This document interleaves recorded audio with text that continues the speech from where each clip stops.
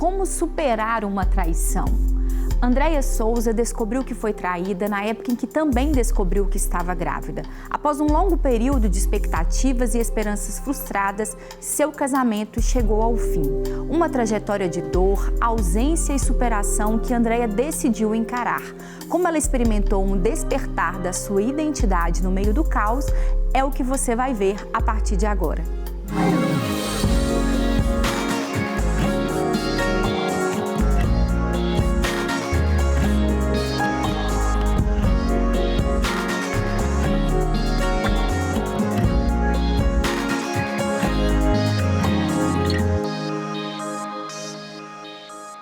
Seja bem-vindo, bem-vinda mais uma vez ao programa Você é um Bom Motivo para Viver. Eu já estou aqui com os amigos e parceiros desse programa, Dr. Lucas Farnese, seja bem-vindo mais uma vez. Obrigado, Thalita, pelo convite. Guilherme Fenelon, seja bem-vindo também mais uma vez. Obrigado, Thalita. E para falar um pouquinho sobre o tema de hoje, eu vou fazer como nós gostamos de fazer, chamar a nossa convidada para contar um pouquinho da sua história. Quando você casa cheia de sonhos. E ninguém casa para se divorciar, né? Ninguém pensa assim, vou casar e daqui 2, 3 anos vou me separar. Eu casei para viver a vida inteira, né? Nos primeiros anos, primeiro 1, 2 anos, foi um casamento tranquilo, mas a partir do segundo ano começou a aparecer alguns problemas, que foi encontrar mensagens do meu ex-marido no WhatsApp, né? Eu nunca fui aquela esposa de ficar procurando, fuçando, enfim. Era sempre aleatório e eu falo que Deus sempre me mostrava em sonhos, né? Falava meu coração e eu ia ali, pegava o celular e realmente tinha mensagens. E quando tinha essas mensagens, eu chegava, conversava, e aí arrependia, não vou fazer mais, mas via, volta, acontecia de novo, né? Então, ao longo de 10 anos, foram muitas mensagens que eu peguei e muitos perdões. Na minha cabeça sempre eram só mensagens, eu nunca imaginei que aconteceria realmente uma traição efetiva. E era agosto, Dia dos Pais, e eu peguei uma mensagem no celular.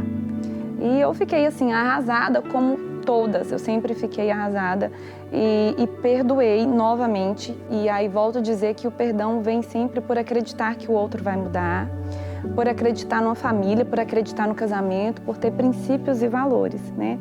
Mas o casamento, ele não dá certo se um vai para a direita e o outro vai para a esquerda. Os dois precisam ir na mesma direção, é uma via de mão dupla, né?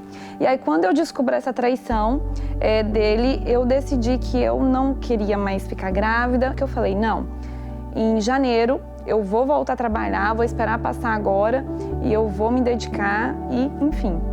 Mas quando chega em outubro, eu descubro que eu tô grávida da Laura. Já fazia 2 meses e 2 semanas que eu estava grávida dela.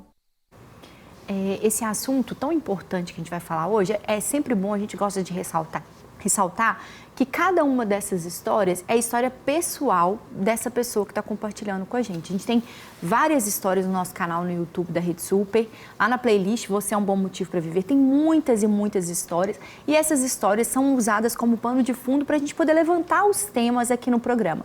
Mas cada história é única, individual, é importante que você se lembre disso ao ouvir, né, os testemunhos, os depoimentos que nós ouvimos aqui.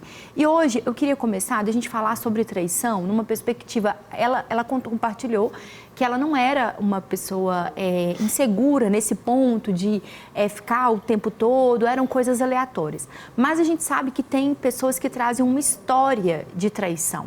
Às vezes familiar, reflexo do casamento dos pais, experiências que às vezes não tem diretamente ligadas a ela e já vem com uma bagagem de insegurança muito grande. Não consegue confiar em amigos, não conseguem confiar nos cônjuges, não conseguem confiar, às vezes nem na relação parental mesmo, dentro de casa, sócios e por aí vai. De onde que vem a raiz dessa insegurança? Muita desses componentes dessa pessoa é fruto da personalidade, né? Muita pessoa tem personalidades que são mais desconfiadas, tem personalidades que são mais, né? Isso ali a gente fala por genética, né? A pessoa nasceu assim. Tem muito vem de história de vida, né? A pessoa está vendo ali traição o tempo todo, pais, avós, tios, amigos, né? Sociedade hoje fala muito, né? Fala-se muito, rede social a gente vê histórias ali o tempo todo.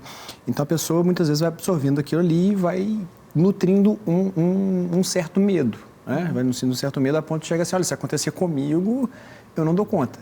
Ela começa, às vezes, entra numa rede de comportamentos ali de tentar evitar a todo custo que aquilo aconteça, né? Então pode se tornar uma pessoa muito ciumenta, né? Pode se tornar uma pessoa muito possessiva, né? Uma pessoa que fica muito controladora, né? Quer controlar aquilo tudo, e aquilo às vezes vai desgastando o relacionamento, né? Vai desgastando o relacionamento, a relação vai ficando ruim.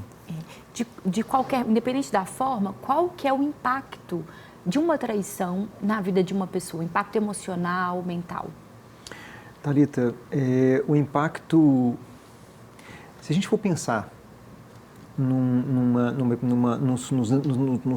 eventos que assolam a nossa saúde mental, sempre vai depender do estado que a pessoa tem na sua trajetória de vida. Então, é muito importante quando você fala, as histórias aqui são referências para a gente poder colocar informações para a gente poder compartilhar, e cada história é um caso, né? Então, depende muito de como a pessoa tem o seu psiquismo organizado para poder enfrentar esse tipo de situação. É um processo de dor intensa, é um processo de dor que ela é muitas vezes repentina e abrupta, porque a pessoa de repente ela descobre, normalmente são eventos de uma descoberta, ou alguém me denuncia. Então, todas as vezes que isso chega, a enorme maioria das vezes é um choque que a pessoa tem. Ela descobre uma traição. Não é uma coisa que você, eu desconfio aqui, eu até desconfio, mas no momento que você fica sabendo, é sempre um choque enorme com relação à pessoa. Então, o primeiro momento é um momento de muita dor. E a pessoa fica querendo buscar por quê. Por que isso aconteceu? É a pergunta que ela é inevitável, as pessoas perguntam por quê, mas é a pergunta que não faz com que a gente chegue a lugar nenhum. Então, a gente fica remoendo aquela dor, tentando buscar o responsável por aquilo, tentando ver como que aquilo pode acontecer com a gente, né? Mas por que aconteceu isso comigo? Então, esse momento é um momento de crise. Então, a gente tem que ser, naquele momento, principalmente acolhido. Dor a gente acolhe, Thalita.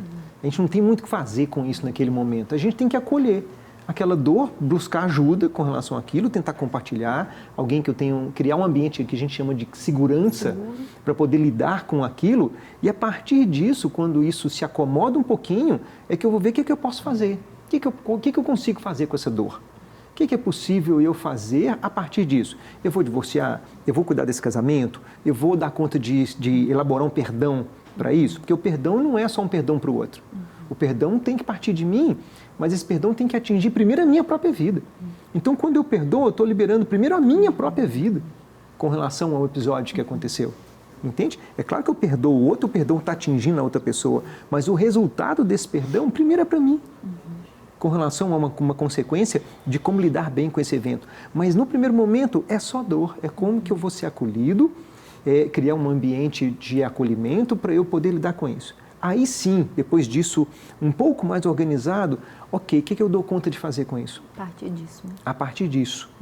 E buscar ajuda, porque tem tantas possibilidades hoje de ajuda que são ajudas boas, né? Tem tantas pessoas que realmente deram conta de significar processos não só de adultério, de traição, mas processos de crise e que geraram experiências tão ricas que a gente pode se municiar, a gente pode se aproximar dessas pessoas e buscar para mim referências positivas, independente da decisão que eu for tomar.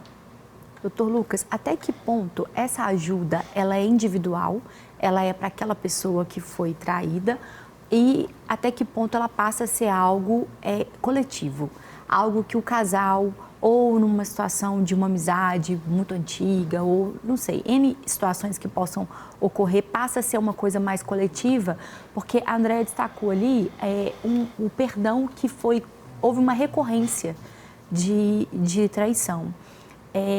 Como que isso aponta para algo que precisa do indivíduo ou algo que precisa do casal, da família se recuperar desse trauma, desse grande impacto, como o Guilherme falou?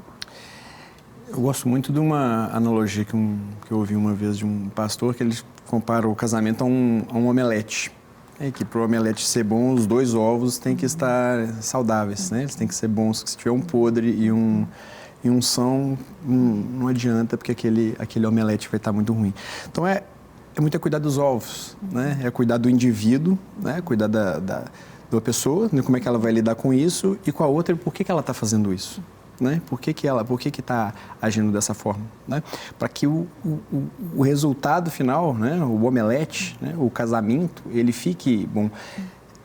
Às vezes você vai quando você tem a oportunidade, né? Eu não faço terapia ali com casais, mas às vezes tem a situação que um casal entra e aí às vezes um vai falar uma coisa, o outro fala outra coisa. E eles ficam buscando assim, um ajuste para que a gente mude o outro para ficar adequado. O outro melhorar para voltar para casa. Para melhorar, para ver se o casamento fica melhor para o outro, né? E às vezes tem um que tem mais consciência da situação e o outro está jogando o problema só no cônjuge, né? Se o cônjuge mudasse, a minha vida seria diferente. E a pessoa às vezes tem dificuldade de se enxergar. Então, a abordagem muito que eu uso é individual, né? É os dois, é cada um cuidando ali do seu processo, né? Para não virar uma lavação de roupa coletiva, né? Cada um se posicionando, cada um entendendo o seu papel dentro da relação, entendendo o que é uma relação, o que é um casamento, né? Tem pessoa... Hoje, a palavra casamento, ela está distorcida na cabeça das pessoas, né? Se fala a palavra casamento, a pessoa pensa em festa, em vestido, em cartório, em aliança, né? Não pensa nas obrigações de filho, Deus, direcionamento, né? Ela não pensa nessas coisas, né? De modo geral, quando você chama uma pessoa, né, um cônjuge, para participar do processo de alguém que você está tratando? Quando eu estou fazendo acompanhando alguém, o atendimento. A esposa te procura... quando que você coloca o marido, por exemplo, ou ao contrário, para participar de um tratamento? Na minha abordagem, sempre individual. Sempre individual. Eu vou conversar com o marido, mas individual, né? Não na frente. Porque senão a pessoa não vai relatar, né? O que ela relatar, depois aquilo vai ser usado em casa para mesmo porque a outra pessoa está num processo também para poder entender tudo que foi dito, às vezes vai gerar uma situação que até piora. Sim, ainda mais no contexto de uma traição que a pessoa está machucada, né? O que falar machuca, dói, sente uma dor 20 vezes mais. Às vezes a pessoa não está bem ainda naquele momento, né? Ela ainda não se recuperou, né? Aí o cônjuge vai lá, vai falar e vai falar... Né, porque fez isso, porque a relação está assim, né? Aí a pessoa está falando que a culpa é minha, né? Não fica muito legal. Eu abordo sempre individualmente. No processo terapêutico já tem algumas diferenças nesse sentido, né? Que eu acredito que o Guilherme já tenha outras propostas no que diz respeito, porque a importância de um falar, do outro falar, e de vocês como especialistas também, né? Que tem muito a ver com essa abordagem da fala, da escuta, trazer. Quando você entende que é necessário para os dois? Quando o casal te busca, ele já busca uma proposta terapêutica para os terapeutas que atendem casais. Porque é uma metodologia muito específica. Igualzinho, você vai procurar terapia infantil, por exemplo. Você tem que ter uma metodologia adequada e uma formação adequada para aquele tipo de público. O casal é a mesma coisa. Não é todo terapeuta que atende casais. Então, você vai procurar um profissional que atenda casais e vai fazer esse processo terapêutico desde o início já em conjunto. Eventualmente, o terapeuta pode solicitar que eles venham separados. Mas isso é só para poder esclarecer pontos específicos, mas o atendimento é um atendimento de casal. Fora isso, né, às vezes você está atendendo uma pessoa, só se o caso tiver um componente de uma gravidade ou de uma crise muito severa, e a pessoa então perdeu um estado ali de consciência, por exemplo, então você tem que chamar alguém da família para ajudar a trazer informações e elucidar aquilo que está acontecendo. Então a gente convida outra pessoa a poder participar daquele momento, mas isso é muito momentâneo. Pontual. E é com a autorização da pessoa que está fazendo o processo. Olha, eu gostaria de chamar o seu esposo, sua esposa, seu pai, sua mãe, para poder a gente entender um pouco melhor do contexto. O que você acha? Você acha bom? Você acha que é tranquilo? Então a gente faz isso combinado com a pessoa. Mas normalmente em caso de casamento, desde o início o processo se constrói com uma consciência dos dois, da necessidade deles de buscar ajuda profissional para o casal. E a gente sabe o resultado. Como que muda quando o casal, quando os dois tomam essa decisão e partem para isso juntos, né? A história da Andréia, ela teve um outro desdobramento e um outro quadro de trauma e de dor também muito grande, que foi a questão da separação. Vamos conferir. O meu medo é como que eu vou engravidar de uma pessoa que não me dá uma estabilidade emocional efetiva, né? Imagina, tá os dois ali, agora é uma criança, envolve muita coisa. Eu tinha já inseguranças, mas aconteceu e pronto, e foi a partir dali, eu lembro que ele falou para mim, olha, a partir de hoje eu sou um novo homem. Nós estamos constituindo família, agora nós vamos ter a nossa filha e vai ser incrível, vai ser maravilhoso. E confesso para você que ali realmente eu acreditei em uma verdadeira mudança. ali eu realmente acreditei, uau, meu casamento vai dar uma guinada, a Laura vai vir para consertar muita coisa, para alinhar os nossos corações. Então, quando eu fiquei grávida da Laura, realmente assim, eu fiquei muito feliz, muito animada, principalmente quando ele falou isso. Muita coisa também mudou quando a Laura nasceu, né? Inclusive, a gente vendeu o apartamento que a gente morava, parecia realmente que eu estava vivendo um sonho. Vendemos o apartamento, compramos uma casa, construímos o ateliê de costura e costureiras, enfim, parecia que tudo estava conforme o planejado. A sensação que eu falo é que eu estava ali naquele castelinho de cristal e que as coisas estavam dando certo e estavam fluindo. Em agosto do ano passado, onde eu descubro mais uma traição do meu marido. E essa traição não foi uma traição por mensagem, foi uma traição confessada, tanto pela pessoa, né, pela mulher que ele teve o caso e por ele também. E aí eu vejo essa mensagem, eu pego o número, eu entro em contato com a pessoa, a mensagem é confirmada. Quando tudo acontece, o meu mundo desmorona, e agora eu tô num buraco que eu não sei sair desse buraco. Ele liga para os meus pais e ele me devolve para os meus pais. Eles chegam, sentam à mesa e ele vira para o meu pai e fala, não amo mais ela e acabou. Ele pega a mochila dele, vai trabalhar. E aí, isso foi em uma sexta-feira, e fica eu e a minha filha, os meus pais querem me levar para a casa deles, e acontece muita coisa nesse intervalo, mas quando é na terça-feira ele volta, e aí ele olha nos meus olhos, por incrível que pareça, eu perdoei novamente, e aí volta a dizer que acreditava realmente que ele poderia mudar, e também eu amava muito, né?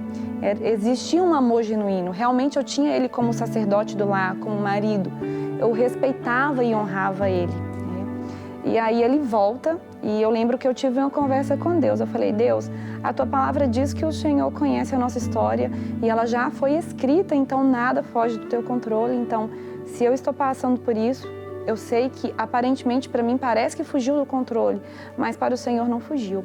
Então, se o Senhor sabe que Ele vai continuar fazendo isso a vida inteira, 10 anos, a pessoa fazendo isso, faz com que Ele chegue aqui e acaba tudo. E aí, na terça-feira, Ele chega e Ele olha nos meus olhos e Ele diz, eu não te amo mais, eu não te quero mais, eu estava fazendo tudo por obrigação e tem mais, se ama, se coloca em primeiro lugar. E aí, quando Ele fala essa frase, deu um estalo, é como se eu estivesse dormindo e eu acordasse de um sono profundo.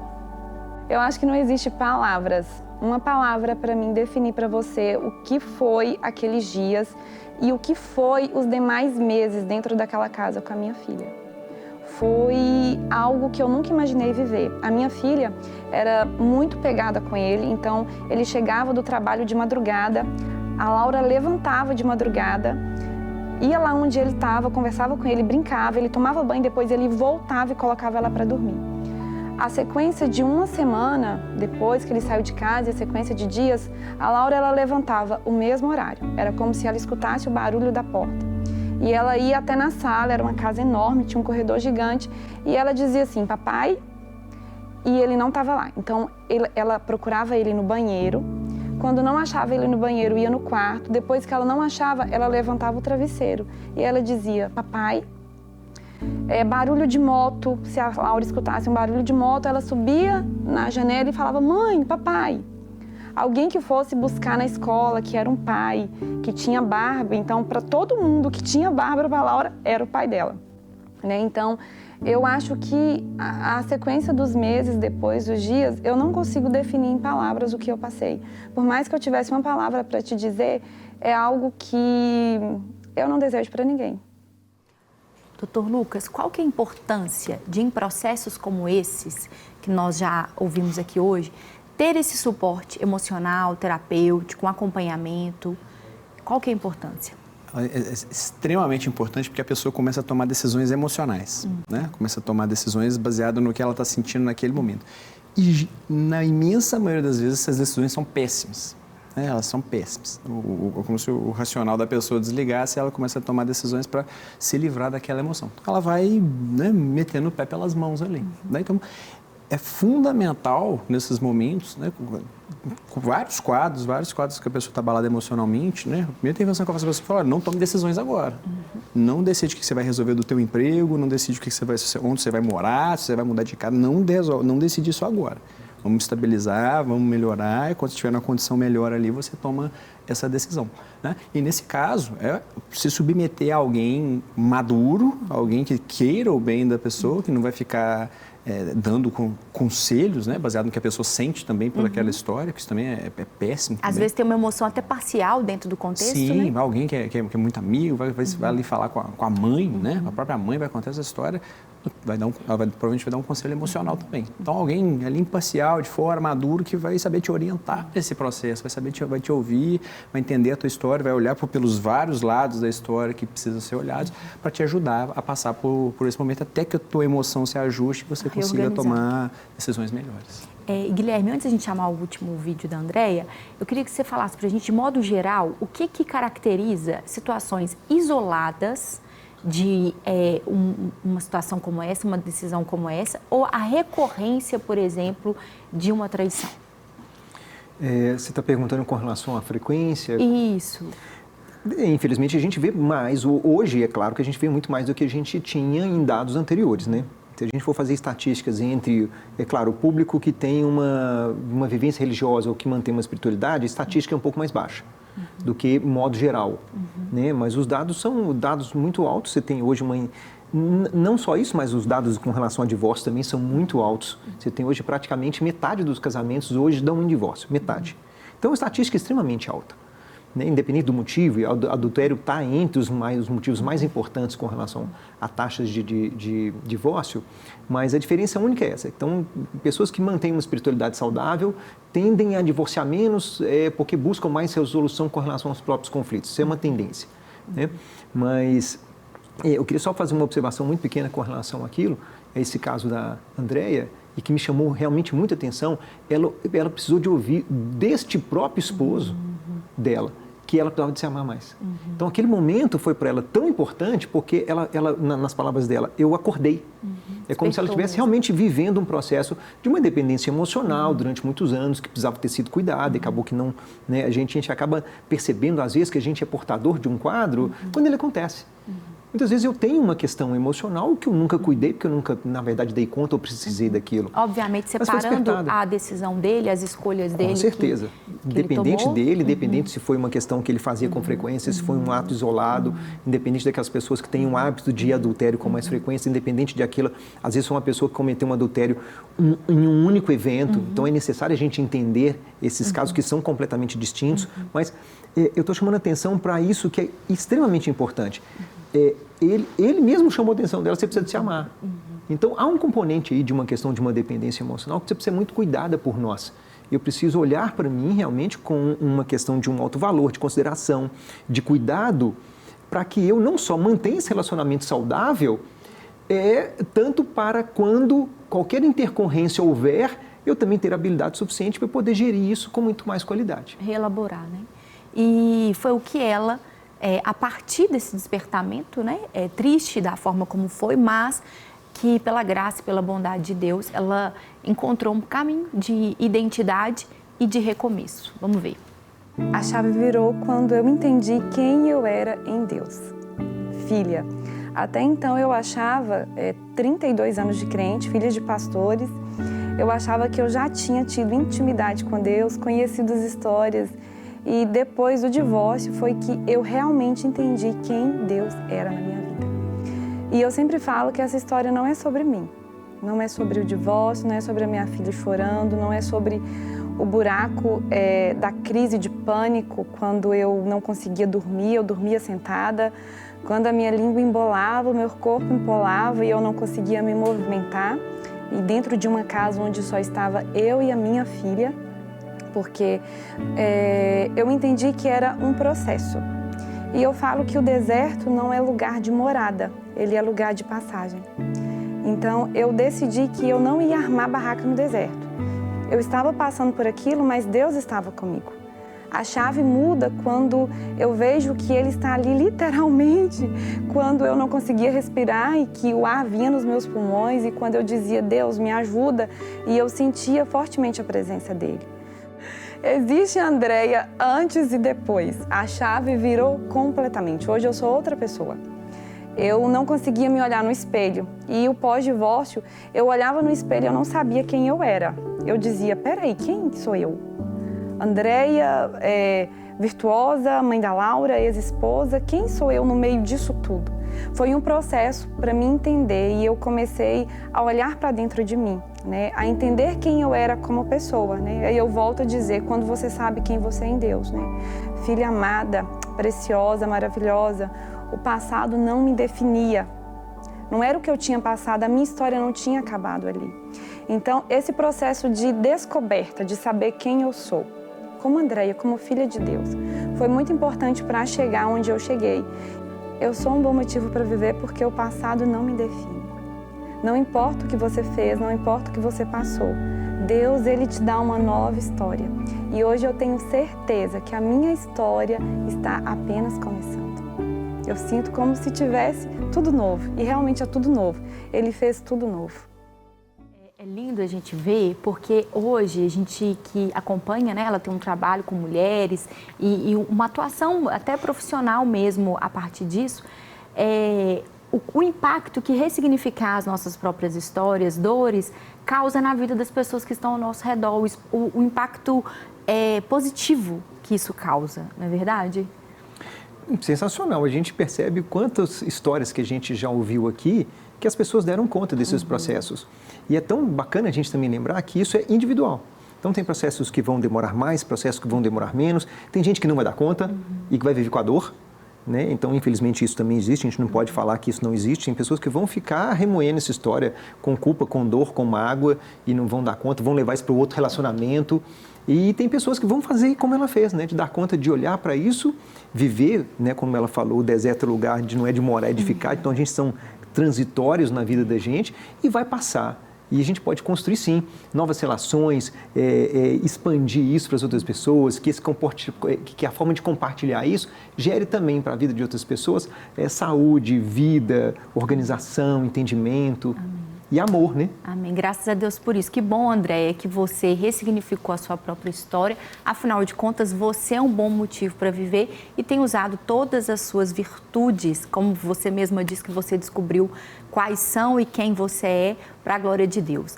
Eu te agradeço, Dr. Lucas, mais uma vez, Guilherme, mais uma vez uma honra estar aqui com você e com você que nos acompanha aqui no programa Você é um Bom Motivo para Viver. Eu te espero no próximo programa, se Deus quiser. Até lá!